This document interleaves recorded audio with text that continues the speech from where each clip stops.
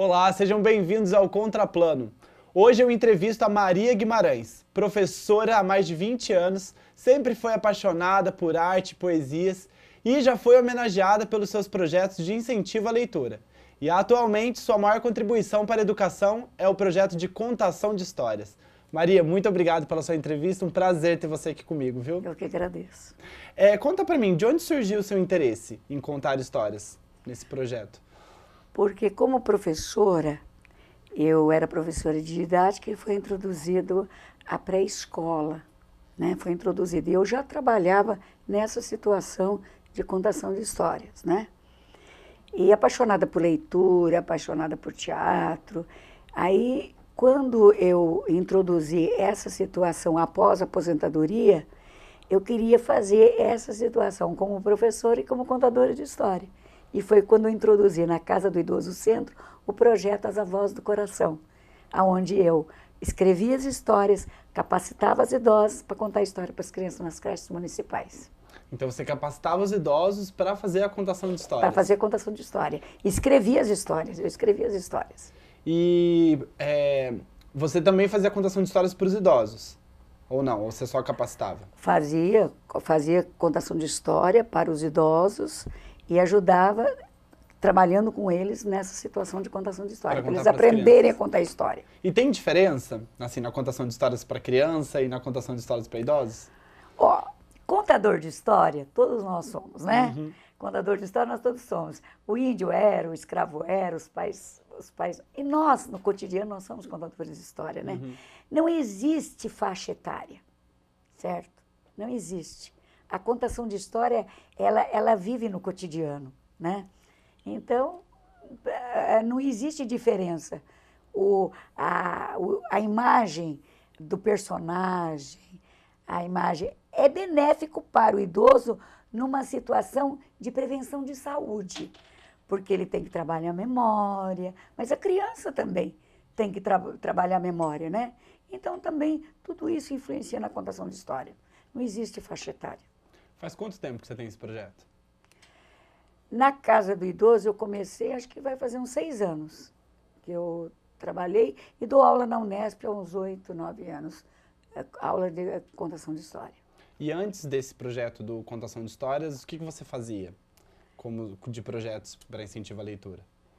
Bom, como professora sempre incentivei, né, a leitura em sala de aula, enquanto professora do magistério com as alunas, eu sempre enfatizei a leitura, porque a leitura é tudo, né? A leitura é tudo. Você tem que ler, você tem que memorizar. Eu, como declamadora, eu lia as poesias, né? E memorizava as poesias. E é isso que nos faz idosas ativas. E você já trouxe diversas medalhas aqui para Jacareí, né? Com seus concursos de poesias. Isso nos meus tempos de juventude, né? Ah, é? Existia um concurso em Lorena, Arnolfo Azevedo. E nós íamos lá representar as cidades, né? E eu representava Jacareí. Trouxe umas 2 medalhas, muito, muito feliz, que ficou para a prefeitura, né? Porque eu representava o município. E aí foram 2 poesias que você... Foram 2 poesias, né? Foram 2 concursos e 2 poesias. E aí nos 2 você ganhou? Ganhei. Muito bom. Você trabalhou no CRAS também, né?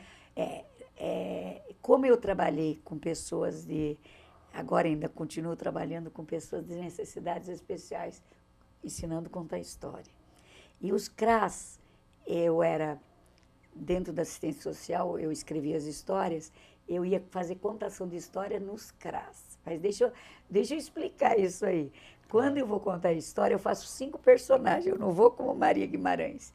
Eu vou como a Emília do Monteiro Lobato, eu vou como a Mônica do Maurício de Souza, eu faço a Caipirinha Loló, eu faço o Jeca Tatu e eu faço um palhaço. Então, essas histórias, e levo a turminha do sítio, no Vicente Aranha, no Parque Santos Dumont, nas escolas, porque eu acho que é muito importante essa geração ver essa beleza que foi o sítio do Pica-Pau Amarelo, né? E essa Emília, que ela é tão maravilhosa. Eu gosto muito de fazer esse papel. Conhecer muito sobre a cultura, inclusive a cultura do Vale do Paraíba, né? Exatamente, a Que eles cultura do Vale do saíram daqui. Paraíba. Isso é muito importante. Quando você está nesse personagem, quais as histórias que você conta? São necessariamente as histórias dos personagens, por exemplo, histórias da Emília, do Jeca Tatu, ou você já leva umas histórias dependendo do projeto que você vai participar? Quando a história, eu escrevo as histórias, eu vou como Emília num cenário e que vão vários personagens, que vai o Visconde, vai a Vovó Benta. Então, essa Emília, ela é introduzida nessa situação. Quando eu vou sozinha, como eu fui na UBS, você não acredita, né? Mas eu ia na UBS porque me levavam, porque quando a pessoa está ali na recepção de uma UBS, mesmo ela olhando a televisão, ela fica ansiosa, esperando o médico, esperando o resultado de um exame. E quando a Emília entra, como eu entrei em vários UBS, muda, porque eles vão conversando com a Emília, eles querem tirar fotografia com a Emília, muda o cenário. Isso é muito bom, isso é muito eficaz, muito salutar. E aí tem todos os tipos de público, né? Quando eles estão esperando. Todo. Fui no Chuí, eu fui contar a história no Chuí, no Francisca Júlia, né? E você falou que não muda, né, a faixa etária. Assim, nem a faixa etária, nem a modalidade. É maravilhoso o contador de história. Nós precisamos de muito contador de história. Ai, a sociedade precisa do contador de história. E essa modalidade, assim, eles são os idosos, as crianças. As crianças tendem a perguntar mais, ter mais curiosidade, porque elas não enxergam tanto essa realidade na fábula, ou elas... Eu posso contar duas situações que eu tive com crianças? Por favor, deve. Porque quando eu comecei a contar a história do Chapeuzinho Vermelho, houve uma certa polêmica em relação à história, né? A gente sabe disso, porque a criança, o Chapeuzinho não podia andar pela floresta, tem estatuto da criança e do adolescente, tem estatuto do idoso por causa da vovozinha ficar na floresta, não pode matar o lobo por causa como é que se diz, da proteção aos animais, e não pode mostrar arma de fogo para a criança, né? Então, eu fiquei naquela dúvida, né? Então, como as histórias são públicas e as histórias, quem entende de literatura, elas não foram criadas para criança, né? Uma movimentação histórica. Mas o que acontecia? Aí eu fui contar para as crianças no Vicentino Aranha, eu falei, eu vou dar uma modificaçãozinha, né? Aí eu cheguei, as criancinhas tudo me ouvindo, eu falei, então, o caçador, ele pegou o lobo e prendeu no armário. As crianças olharam para mim, não prendeu no armário. Abriu a barriga do lobo e a vovozinha saiu de dentro da barriga do lobo. Olha para você ver a situação, se nós fôssemos um crítico ali, olhando uma criança analisar essa situação, né? Olha até onde uma história leva uma criança. E não era criança muito, devia ter uns 6 ou 7 anos. E quando eu fui contar no Paço Municipal também, agora eu vou parar porque é 2 historinhas que eu fui contar no Paço Municipal a história do Chapeuzinho Vermelho também. Eu falei, então, o Chapeuzinho Vermelho foi levar os doces para a vovozinha. A menininha olhou para mim e falou, e se a vovozinha for diabética? Não acredito. Verdade. E aí? Aí aí eu tive que falar, né? Eu acredito que o Chapeuzinho tenha levado um docinho diet. Então, são essas situações, a gente, apesar de ser humorísticas, meio até humorísticas, mas olha como você vê a contação de história em relação ao pensamento da criança. Isso é muito importante, né? Eu acho que é por aí, como agora eu faço com as de necessidades especiais, outra história. Essas são as histórias. Eu faço uma reflexão sobre a história que eu conto, né? Então, quando eu contei a história do Chapeuzinho Vermelho, parece que eu gosto só da história do Chapeuzinho Vermelho, mas eu tenho muitas. Eu levei para eles e eu falei, quem é o lobo mau atual? Ah, o traficante, o ladrão, o assassino, o bandido, tudo bem. Mas o que mais eu fiquei assim, abismada e chocada quando eu falei, e quem que é o caçador de hoje? Quem que ajuda o caçador de hoje? 2 ou 3 falaram polícia. A maioria falou o juiz. Por quê? Porque o juiz é que atende a necessidade deles. Então, realmente, é o caçador. E é legal você fazer história muito com a atualidade. Com a atualidade, com certeza, exatamente. A história leva a isso, né? A história leva a isso. A você fazer uma reflexão sobre a sociedade, sobre o que você está vivendo, sobre o cotidiano. A história, o contador de história, ele vem para contribuir. É isso que nós queremos. E contribui muito. Muito. Quantos livros você já escreveu, Maria?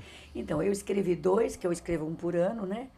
E agora eu estou num terceiro, mas eu fiquei muito feliz pelos 2 que eu escrevi, que eu já não tenho mais nenhum. E eu não vendo livro. Jura? Então, tem esse daqui, né? Que é A Florzinha Diferente e Sorria com as Histórias da Maria. Você pode contar um pouquinho de cada um pra gente? Então, esse Sorria com as Histórias da Maria é porque eu tinha muitas histórias, né? E eu queria levar para um público, né? Ele é seu, conta as suas histórias. Conta minhas histórias. E minhas histórias, um pouco da minha vida, porque nós somos uma história, né? Você é uma história, quem ouve é uma história. Então, eu quis contar no primeiro livro. Esse segundo livro, como eu falei, eu trabalhava com pessoas de necessidades especiais, eu queria escrever como professora para essas pessoas, né? Mas achei que ficava assim muito triste, muito chocante. Aí eu fiz A Florzinha Diferente, que é um livro que fala da florzinha diferente, né? Mas que ela é feliz. Aí foi esse livro foi deferido e depois a Fundação Cultural de São José dos Campos me colocou entre a programação da Biblioteca Cassiano Ricardo e eu sempre faço um lançamento de livro diferente. Eu não vendo livro. Então, quando foi aqui no Museu de Antropologia esse primeiro livro, eu levei os personagens, quem prefaciou falar, sabe? O prefácio, agora a dedicatória, entendeu? Foi muito bom o questionamento em relação ao livro. E não tem necessidade, quem quiser compra. É o direito do consumidor, né? Aí quando foi a Florzinha, eu fiz lá na fundação. Aí eu levei os personagens do livro, as escolas estavam lá, e eu como palhaço, fiz um palhaço e fui entrevistando. Aí eles perguntaram no final, quem é a menina má? Aonde nós podemos encontrar a menina má? Aí a Fundação Cultural entrou com meus livros e foi entregando. Vocês encontram aqui. Aí eles já foram manuseando o livro, queriam encontrar. Isso é um incentivo à leitura. Bom, nós estamos aqui com a Maria Guimarães. Ela tem um projeto de contação de história e diversos projetos de incentivo à cultura. A gente vai conversar mais sobre os projetos dela no próximo bloco, então fica aí com a gente.